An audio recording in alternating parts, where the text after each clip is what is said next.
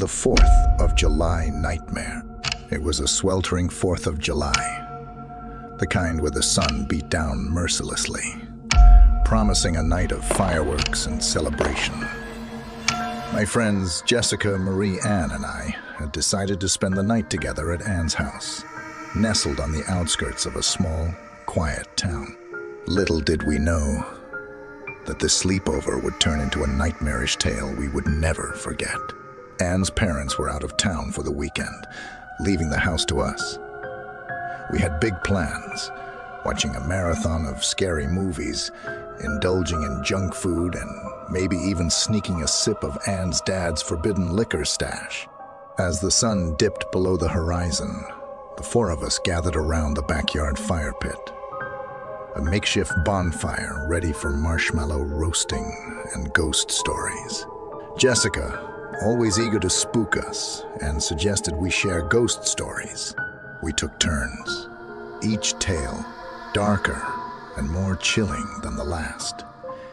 It was Ann's turn, and she began a story about an old abandoned cabin deep in the woods. The locals say it's haunted, Ann whispered, her voice trembling as she spun her tale. Legend has it that every 4th of July, the spirits that inhabit the cabin awaken, seeking revenge on anyone who crosses their path. We laughed nervously, dismissing Ann's story as a mere campfire tale. But then something strange happened. The fire's flames flickered and died down, plunging us into an unsettling darkness. We tried to relight it, but the matches seemed cursed, refusing to catch.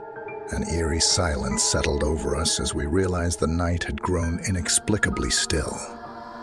The distant sound of fireworks had ceased, and a sense of dread crept upon us.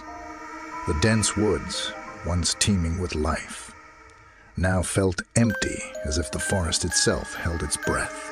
I suggested that we should go back inside, but before we could make our move, we heard it, a faint, mournful wail emanating from the direction of the haunted cabin. The chilling sound sent shivers down our spine.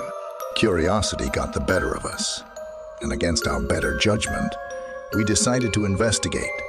Armed with flashlights and trembling courage, we ventured into the dark woods, guided only by the distant cries. As we neared the cabin, an overwhelming sense of foreboding enveloped us. The decrepit structure loomed before us, its windows shattered, and its walls stained with the passage of time.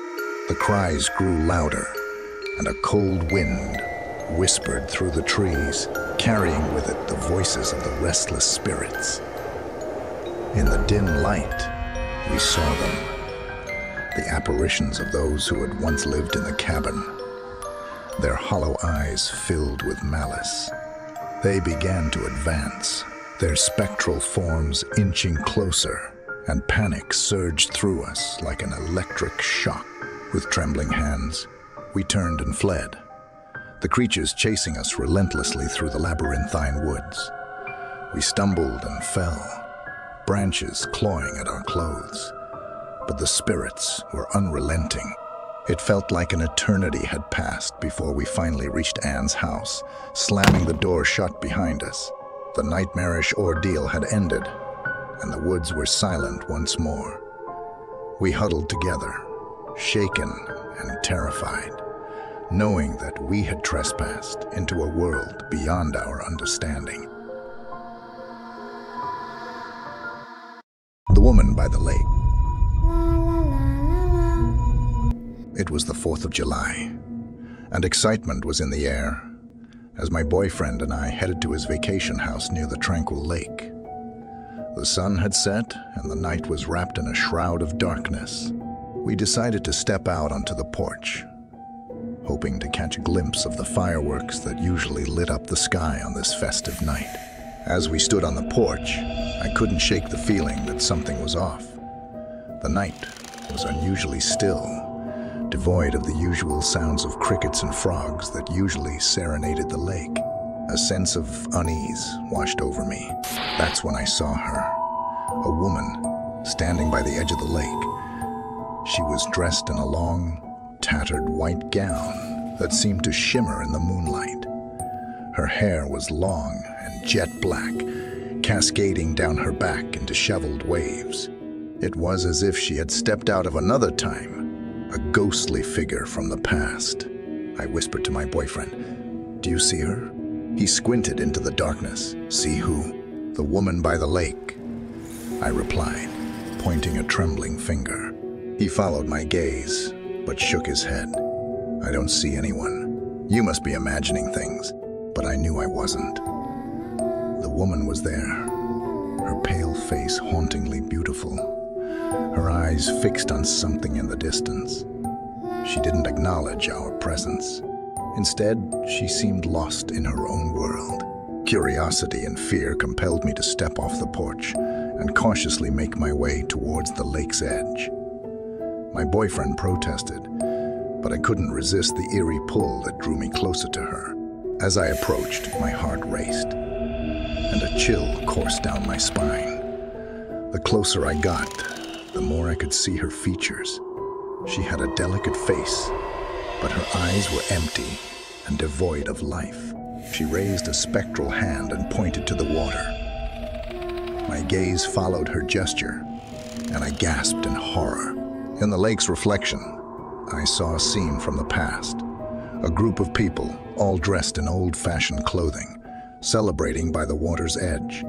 It was as if I had been transported back in time to witness a long-forgotten 4th of July celebration. Suddenly, the woman turned to me, her eyes now filled with sadness and longing. She opened her mouth as if to speak, but no words emerged. Instead, a mournful wail escaped her lips, sending shivers down my spine. I stumbled backward, my heart pounding, and my boyfriend rushed to my side. As he pulled me away from the lake, I glanced back one last time. The ghostly woman was gone, and the reflection in the water had returned to the present. We never spoke of that night again, but the memory of the mysterious woman by the lake on that eerie 4th of July remains etched in my mind. Who was she, and what did she want? The new apartment. It was the 4th of July, and I had just moved into a new apartment in a quaint little neighborhood. The day had been filled with unpacking and setting up my new place. As the sun went down, I decided to call it a night and get some rest. My bedroom was cozy, illuminated by the soft glow of the streetlight filtering through the curtains. The window was slightly ajar, allowing the warm summer breeze to rustle the curtains gently. Lying there, I tried to settle into the comforting embrace of sleep, but something felt off. It was the 4th of July, and I expected to hear the distant pops and crackles of fireworks. However, there was an eerie silence that night, as if the world had paused for a moment. Just as I was beginning to drift off, I was jolted awake by a sudden draft of cold air. My eyes snapped open, and I saw the bedroom door slowly creaking open. Panic set in as I realized that I had locked it before going to bed. I strained my eyes in the darkness, trying to make out any shape in the dimly lit hallway. That's when I saw it, a tall, shadowy figure moving silently just outside my bedroom door. My heart raced, and I couldn't move. The figure was completely black, devoid of any features, and seemed to be emanating an unnatural, bone-chilling coldness. As I watched in terror, the figure glided past my door, moving further down the hallway. The floorboards creaked softly under its weight, sending shivers down my spine. It didn't make a sound, but its presence was suffocating. I knew I had to do something, but fear held me in place. Finally, I summoned the courage to get out of bed and cautiously follow the shadowy figure. My steps were hesitant, and every part of me wanted to retreat to the safety of my room, but I couldn't ignore what I had just witnessed. As I reached the hallway, the figure had vanished. There was nothing there, just an empty, quiet corridor. I searched every room in my apartment, but it was as if the shadow had never been there at all. Exhausted and terrified, I returned to my room, locked the door, and sat on my bed, my heart still pounding. The rest of the night was a blur of anxiety and sleeplessness. I couldn't shake the feeling that something sinister had passed through my new home on that 4th of July night.